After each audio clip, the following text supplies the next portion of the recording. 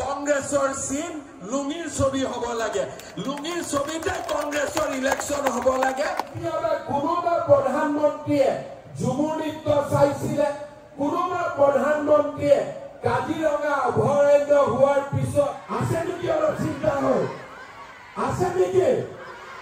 তেতিয়ালে মই আজি আপোনালোকক কৈ গলো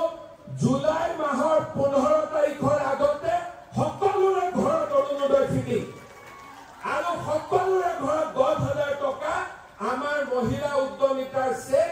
আমি আহি আপোনালোকক দি থৈ যাম ভিডিঅ' ৰেকৰ্ডিং কৰি দিয়ক অডিঅ' ৰেকৰ্ডিং কৰি দিয়ক 15 জুলাইৰ আগতে সোণাৰীলৈকে আহিম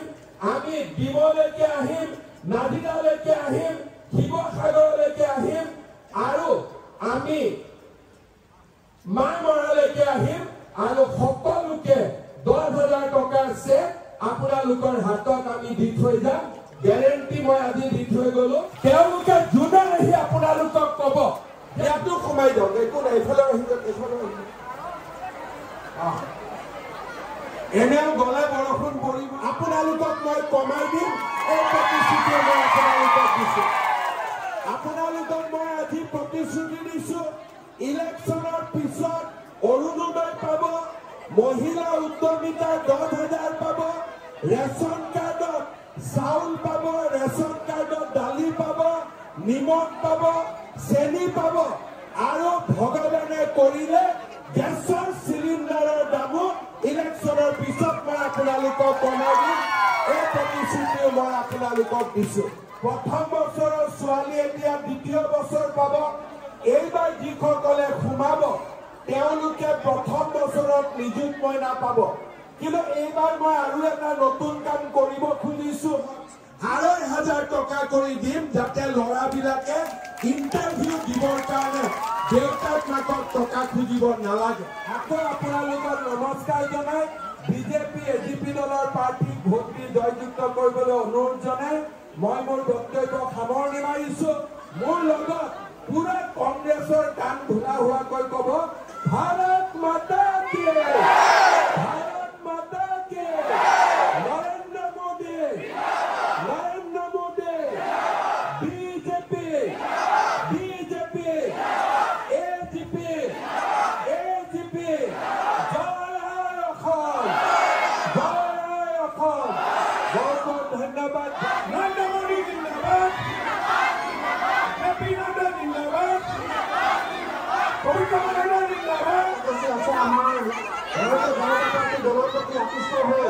আমাৰ প্ৰধানমন্ত্ৰী বিশিষ্ট ব্যক্তি আমাৰ দললৈ আহিব বিচাৰিছে আৰু আমাৰ অসমৰ মাননীয় মুখ্যমন্ত্ৰী তেখেতলোকক আমাৰ আদৰণি জনাব মই তেখেতলোকৰ আমি ঘোষণা কৰিব বিচাৰিছোঁ প্ৰথমতে আমন্ত্ৰণ জনাইছোঁ অসম প্ৰদেশ কংগ্ৰেছ কমিটিৰ মুখপাত্ৰ বিনোদ ডাঙৰীয়াক আমি আমাৰ মুখ্যমন্ত্ৰী ডাঙৰীয়াৰ চিনাকি হোৱাৰ লগতে দললৈ আদৰণি জনাবৰ কাৰণে আহিছোঁ ইয়াৰ পাছতে আমি আদৰণি জনাবৰ কাৰণে অনুৰোধ জনাইছোঁ শশী লাহন প্ৰাক্তন গাঁও পঞ্চায়তৰ সভাপতি খেলুৱা পঞ্চায়ত ইয়াৰ পাছতে আমি খেলুৱা মণ্ডল কংগ্ৰেছৰ সভাপতি বাবুল আলুই ডাঙৰীয়া আমাৰ দললৈ তেখেতলোকক আদৰণি জনাব বিচাৰিছোঁ ইয়াৰ পাছতে আমাৰ খেলুৱা মণ্ডল কংগ্ৰেছৰ সম্পাদক খগেন গগৈ ডাঙৰীয়াক আমাৰ মুখ্যমন্ত্ৰী ডাঙৰীয়া আদৰণি জনাব প্ৰাক্তন গাঁও পঞ্চায়তৰ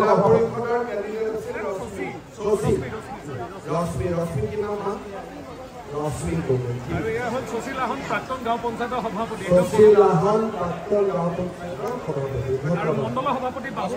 মণ্ডলৰ সভাপতি বাবুল আলী সেক্ৰেটাৰী আমাৰ ৰাহুল সকলোকে আদৰণি খগেন গগৈ সম্পাদক মণ্ডলৰ সকলোকে আদৰণি উদ্যোগিক যি আমি প্ৰতিষ্ঠান কওঁ Adani Ambani Jindal SR group Ruia group আৰু আমাৰ মেদান্ত অনিল আগৰৱালা এই 5টা গ্ৰুপে 50,000 টকাকৈ অসমত 5 বছৰ বিনিয়োগৰ প্ৰতিশ্ৰুতি দি থৈ গৈছে মই অলপ তেওঁলোকক কৈ আছোঁ যে 5 বছৰ কৰিব নালাগে অলপ সোনকালে কৰক মোৰ এটাই উদ্দেশ্য অসমৰ যিমানবোৰ ল'ৰা ছোৱালী বাহিৰত সিকিউৰিটি গাৰ্ড আদি কৰি আছে তেওঁলোকক যাতে উভতাই আনিব পাৰোঁ। আজি গধূলি মই আদানী ল'ৰা জিত আদানীক লগ পাম, মই তেতিয়া গম পাম তেওঁলোকে কিমান সোনকালে অসমত বিনিয়োগ আৰম্ভ কিমান বিনিয়োগ তেওঁলোকে 50,000 কোটি টকা আদানীয়ে কৰিম বুলি কৈছিলে, বাকীসকলেও 50,000। গতিকে দেখা যাওক কিমান কৰিব। বিজেপিৰ চিম্বল বন্দুক দি দিব বিজেপিৰ চিম্বলটো যি হ'ব হ'ব, কংগ্ৰেছে লুঙিৰ চিম্বলটো লৈ ল'লে হ'ল।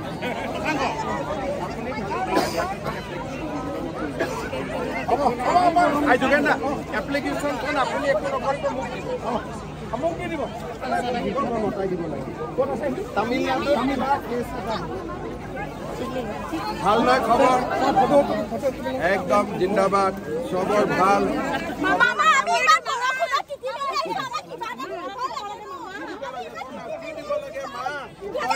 তোক অহাবাৰ পঞ্চায়তত পঞ্চায়ত ইলেকশ্যনৰ প্ৰচাৰ অভিযানৰ বাবে মই আজি লাকুৱাত আহিছিলোঁ। ৰাইজৰ প্ৰচণ্ড উৎসাহ, বৰষুণ বতাহৰ মাজতো ৰাইজৰ আশীৰ্বাদ। মই বিশ্বাস কৰোঁ যে এইবাৰ খুব ভাল ৰিজাল্ট আমি পঞ্চায়তত কৰিব পাৰিম।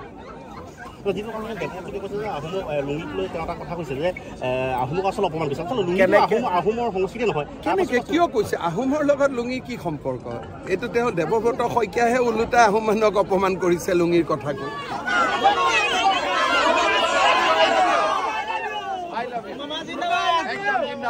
গৈ থাকো দেই, চবকে একদম চবকে দেই, হয় একদম একদম ধন্যবাদ।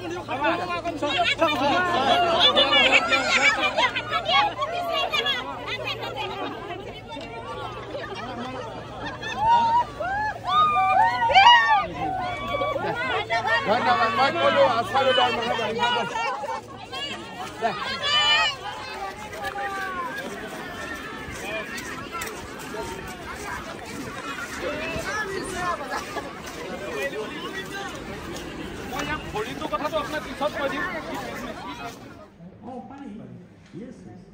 एक बात आप लोग सुन के रखें,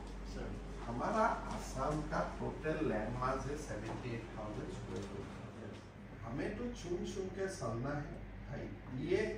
एक बार फॉरेस्ट लोगों का पूरा एफएस लोगों को बुलाना, मैं नक्शा दिखा के एंड इफेक्टिवली आसाम का एयरपोर्ट कभी भी बड़ा नहीं होते।